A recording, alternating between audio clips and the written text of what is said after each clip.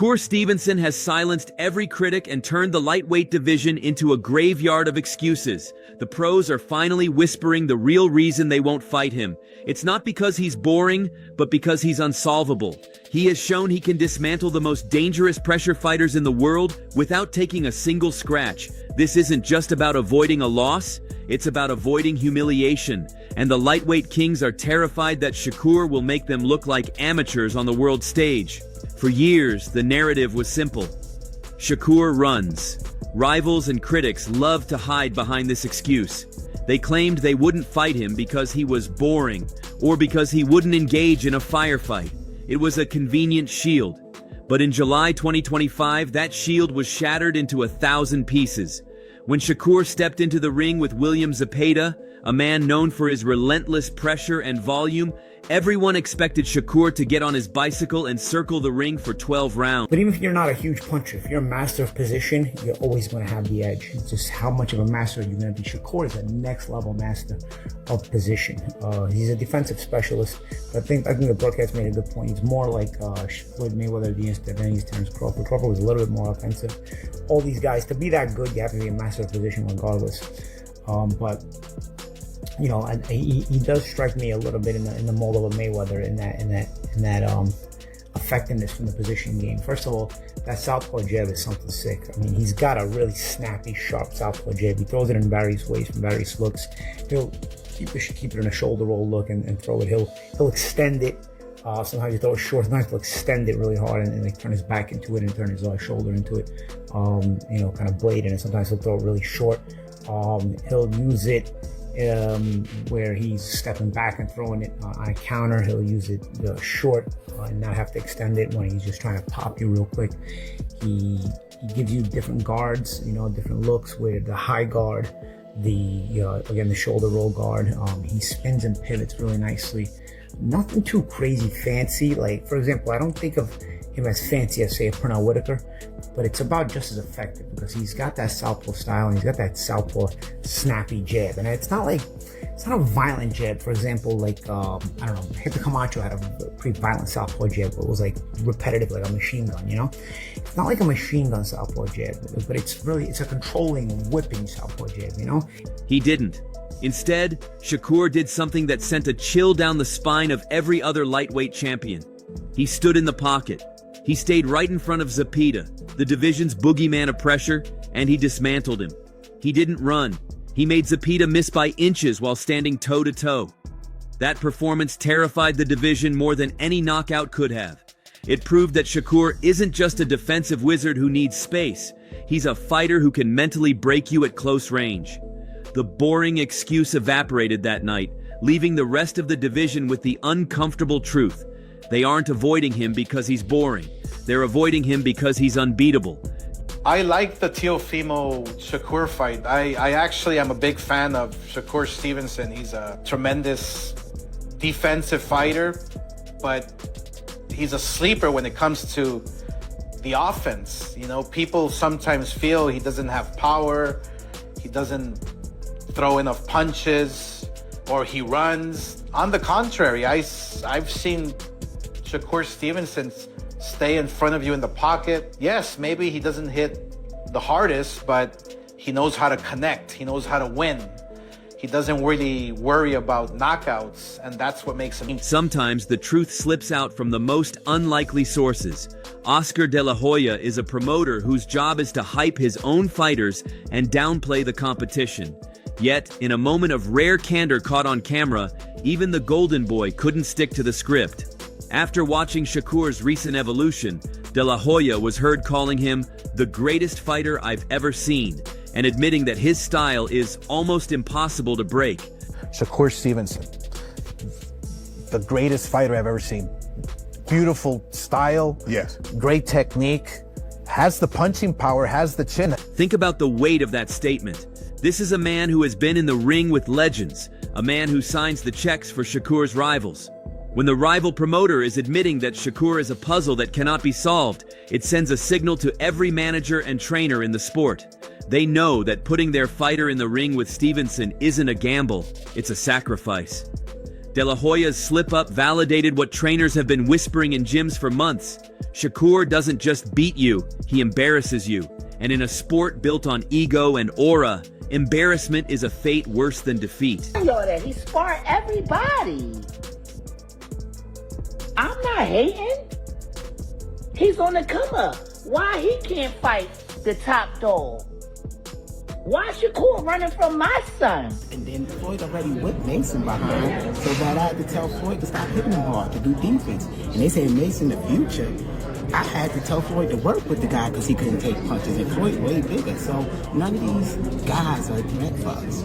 So we'll see how it goes. If you need proof of just how desperate fighters are to avoid this smoke, look no further than the passport saga involving Floyd Scoffield earlier this year. This was supposed to be the moment.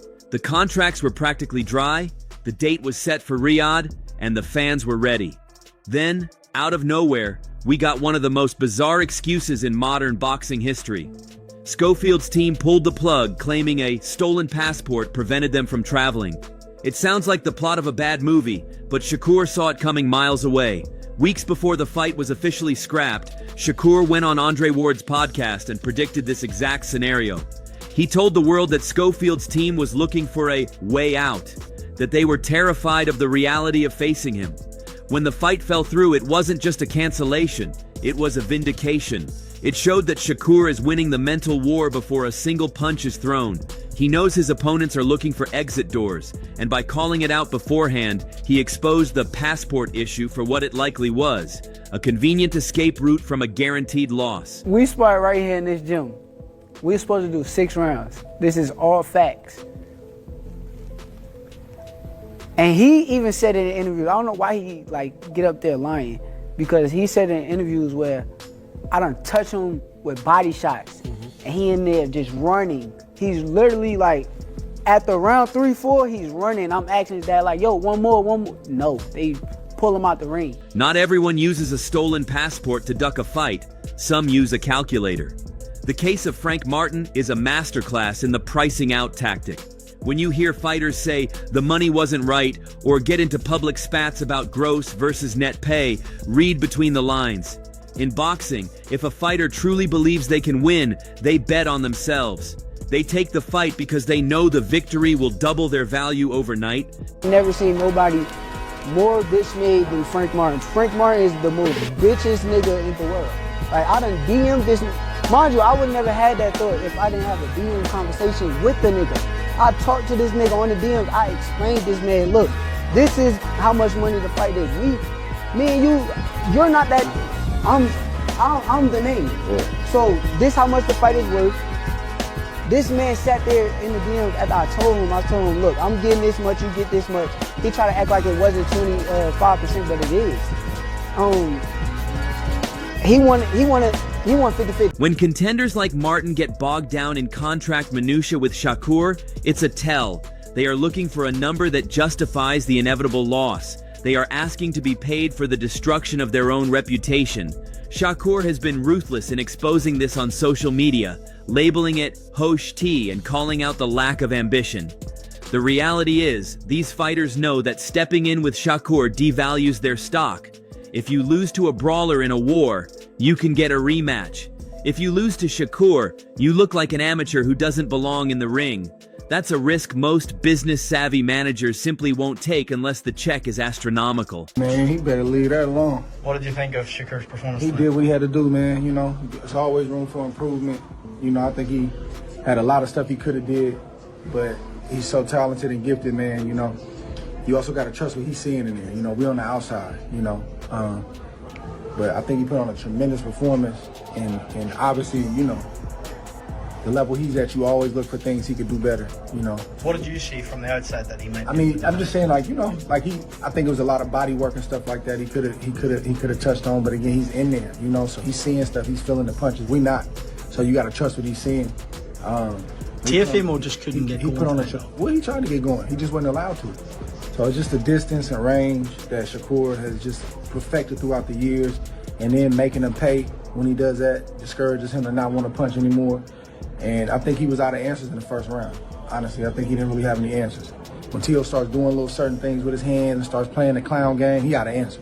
He's down to just one shot. So Shakur just stayed focused, stayed locked in. And, you know, was at 4 divisions now? 26, 30, 35, 40? How good is Shakur? I interviewed Terrence Crawford and he said he could be the greatest of all time. We don't know. He's not done yet. You know, he's not done yet. He's a great for sure. How great, we're going to see. You know, he got a lot. He can box as long as he wants to box because he don't take punishment. And he's a master boxer, you know what I mean? So just excited for him, man, happy for him, man. You know, it's hard for me to see my brothers fight when I'm not fighting. That's harder to me than actually fighting because I can't help him. So I'm just happy it's over, man. I'm happy he got the win and get home to them babies, get that check. For the skeptics who still thought Shakur was hype, the recent bout with Teofimo Lopez was the final nail in the coffin. Teofimo is a warrior. He beat Lomachenko. He beat Josh Taylor. He is not someone who gets scared. But against Shakur, he looked like he was fighting a ghost. So, Shakur Stevenson just did what he wanted with Teofimo Lopez, with the exception of knocking Teofimo Lopez out, and made Teofimo Lopez just look like a buffoon. Teofimo Lopez was hopping and jumping and skipping into any and everything that Shakur Stevenson was throwing. Shakur Stevenson's connect percentage was somewhere around 40, somewhere in the 40%. Teofimo Lopez connected with something around 15% of his punches throughout the entirety of the fight. It just looked like exactly what I said what it was. Teofimo Lopez never has a game plan. He goes in there and he tries to figure it out as he's in there, and it just doesn't work with somebody that is as fundamentally sound and sharp and talented as Shakur Stevenson. Because as Teofimo Lopez tried to confuse him with footwork, tried to get him with, you know, a lot of exaggerated movements left and right, Shakur Stevenson just kept his base, stepped forward, got in range, walked in. Anytime Teofimo Lopez looked like he was trying to jump in, man, boom, hit him with a straight right hand, boom, hit him with a straight left hand, bop, combinations. It was a spectacular performance by Shakur Stevenson, but equally, a terrible performance by Teofimo Lopez, whose corner didn't know what in the world they were doing. And well, at least if you listen to the instructions that I heard Teofimo Lopez Sr. give to his son, man, they were not very specific, were they? What happened to your power? Yes, what he screamed, what happened to your power?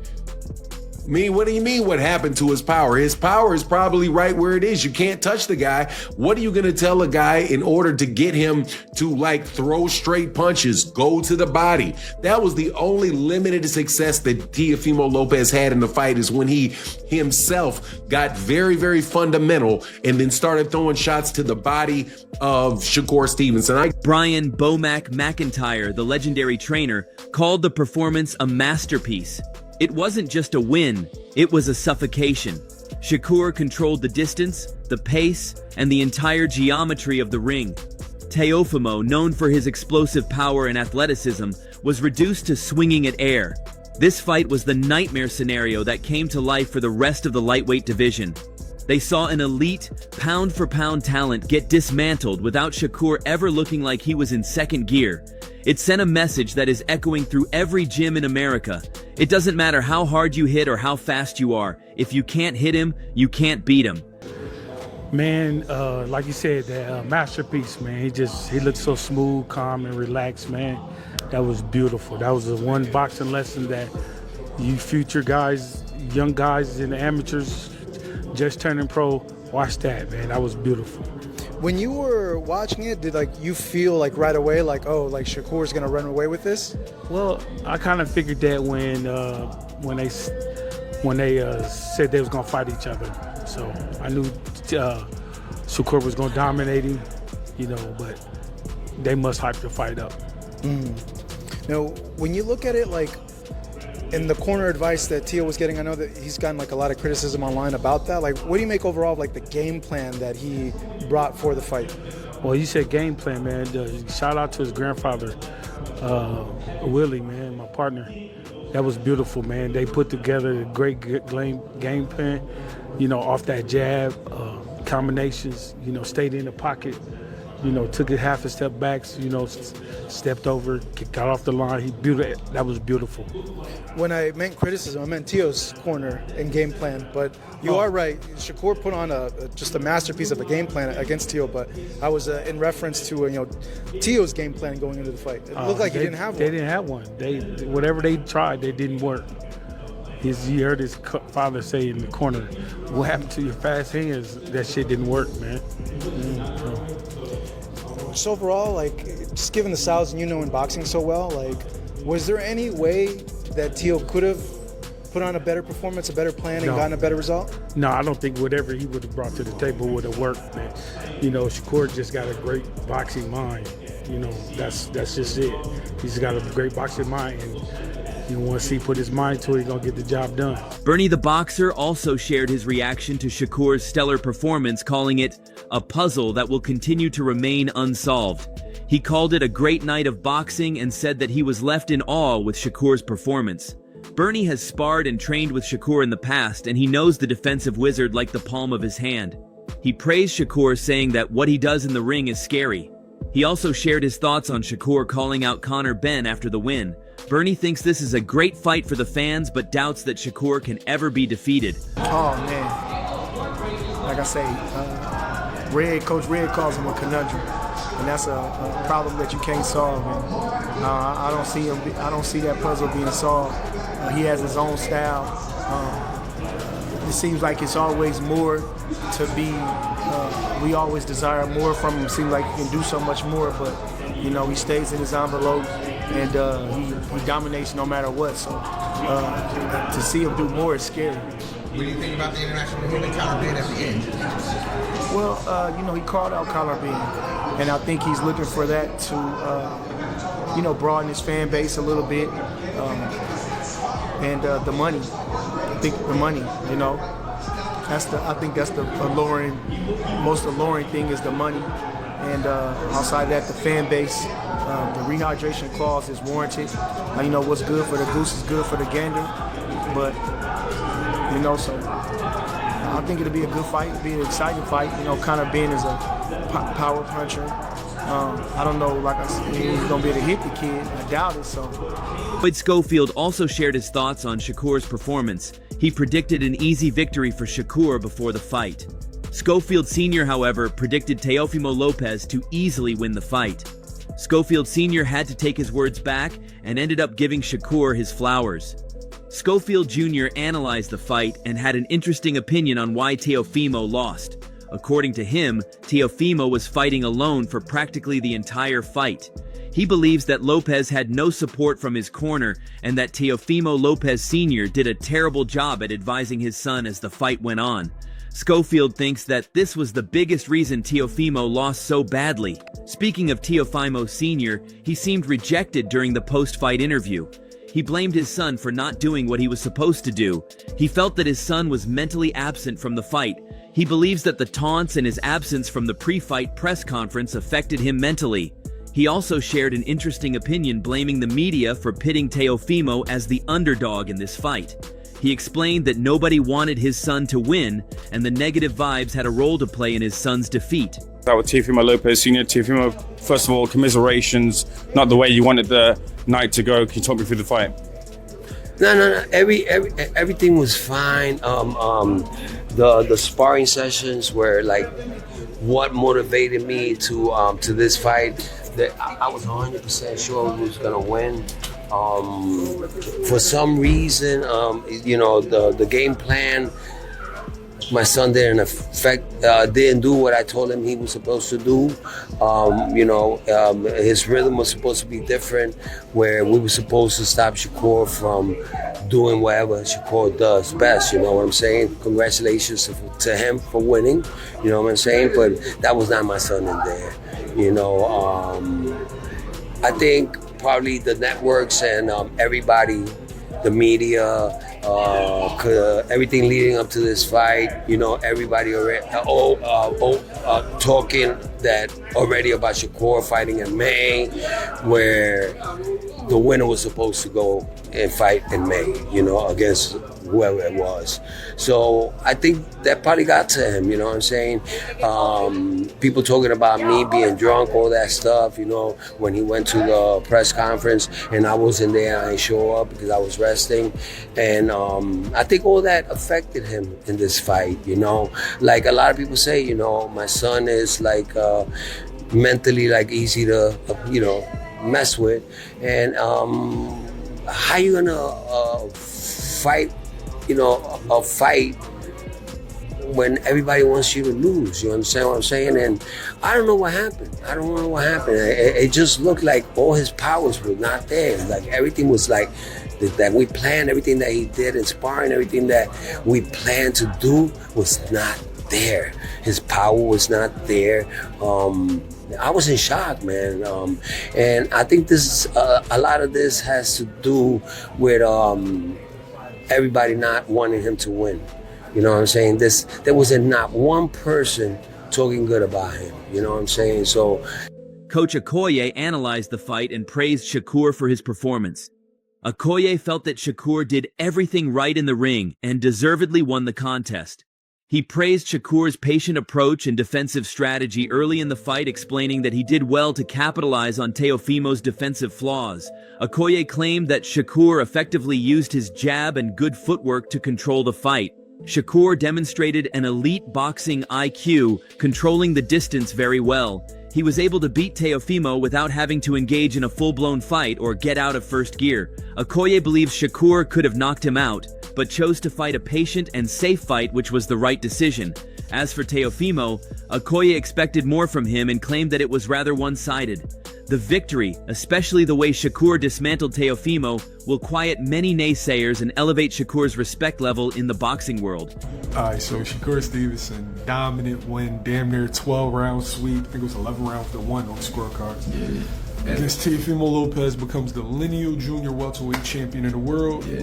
What's your first thoughts seeing it? I mean, first off, you gotta give him his credit. Has to go off to Shakur because he get a lot of flack for his fighting style. Get a lot of flack for having a lack of pop and not being excited, right? Well, he had enough pop to make Teo respect him yesterday. He was busting him up, and honestly, I think he could have knocked him out.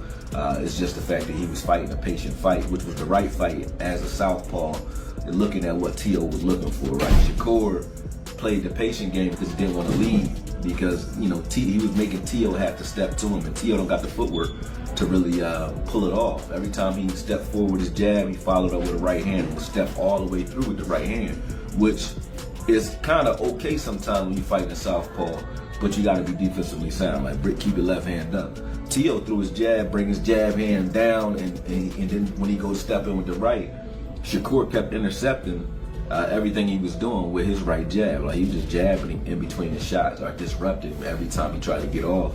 And he frustrated him the whole night by not leading, making Teo be the aggressor and making him pay every time he tried it. And by round 4, it looked like Teo had quit in his eyes, man. And then his father, I don't know what round his dad said. What he said was, "Dad, like, where's your power pop?" Something like that, man. I'm like, the instructions he getting in the corner is like, is this what you getting at the elite level? That's saying something, man. That's not real training or not real coaching. But not trying to, he don't need me to beat him up no further than he already beat up. I'm gonna just say, like, I didn't expect it to go that way. I thought it'd be more competitive than that. So, as I said though, the name alone and the way he dismantled Teo is going to do for Shakur what I think he wants to do, which is, it's going to quiet a lot of the naysayers, and it's going to put him in a stratosphere where people start to, look at him and put him in the respect level that he deserves at this point. So you got to tip your head off to him.